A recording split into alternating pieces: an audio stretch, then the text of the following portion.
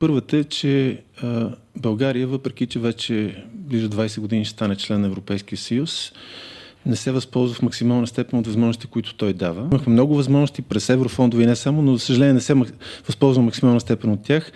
И затова България в момента не се развива по оптималния начин, по който би могла да се развива.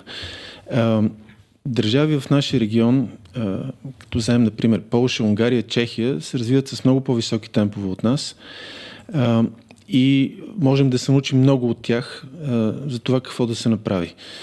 На първо място, ние тръгваме от предпоставката, че икономически ръст, който България постига в последните години, който среднено за последните 10, да кажем, е малко над 2%, е крайно недостатъчен, за да догоним успешно развитите европейски страни. И ако има някакво догонване, то е по-скоро защото те изостават, а не защото толкова защото ние напредваме.